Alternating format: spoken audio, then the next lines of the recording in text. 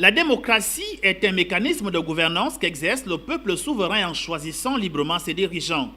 C'est dans la transposition d'un pouvoir naturel suprême que détient un peuple à un seul homme pour conduire la vie de la nation sur le plan politico-administratif, social et éducatif.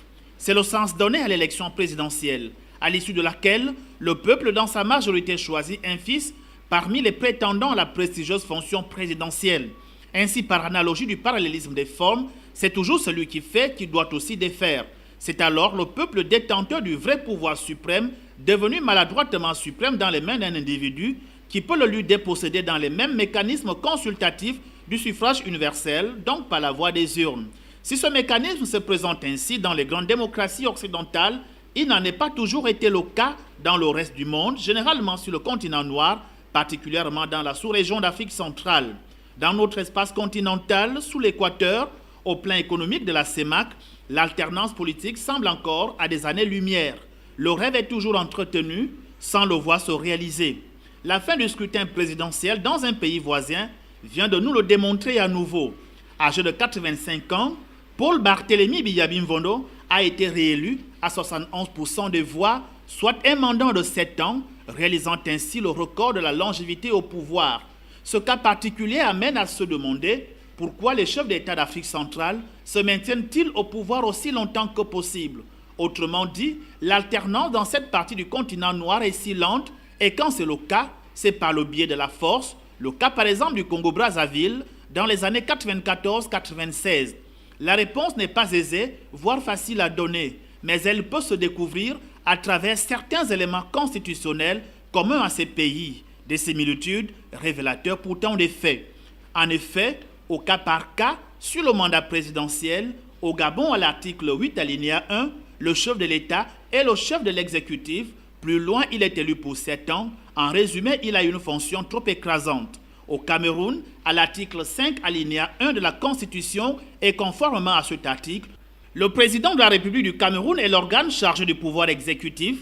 Il est élu pour 7 ans. Il a lui aussi, comme son homologue du Gabon, un pouvoir exorbitant. La situation est légèrement relevée. Au Congo-Brazzaville, à l'article 185 alinéa 3, toute révision constitutionnelle tendant à supprimer la limitation des mandats présidentiels à 2 est interdite. L'exécutif de ce pays a un pouvoir plus qu'écrasant pendant 7 ans. Même son de cloche en République centrafricaine. À l'article 108, second tiré de la Constitution du 27 décembre 2004, selon lequel sont expressément exclus de la révision le nombre et la durée des mandats présidentiels, soit 7 ans d'exercice du pouvoir sans partage. En Guinée équatoriale, le cas est on ne peut plus compliqué, il est encore insurmontable, c'est un régime classé, toutes les questions liées à l'alternance politique relèvent pour l'instant de l'omerta. Situation quasi identique en République du Tchad. Cette sécurisation constitutionnelle des régimes de l'Afrique centrale n'est pas le seul frein à l'alternance politique par la voie des urnes. Il faut rappeler que nous nous inscrivons dans la voie de la légalité et non de la violence. En revenant sur les faits précédemment évoqués, ces mandats présidentiels de 7 ans, avec les différences d'une année de moins pour certains, sont quasiment tous renouvelables X fois. À ce rythme effréné, cette légalité devient psychologiquement violente et peut engendrer plus tard la déliquescence de nos États, le cas par exemple de la République démocratique du Congo après Mobutu Sese Seko ou de la République centrafricaine après la chute de l'empereur Jean Bédel Bokassa, proche de nous de la Côte d'Ivoire après Houphouët-Boigny. Le scénario, nous ne le voulons pas certes, mais il est incandescent en Afrique centrale. Il faut y penser dès à présent.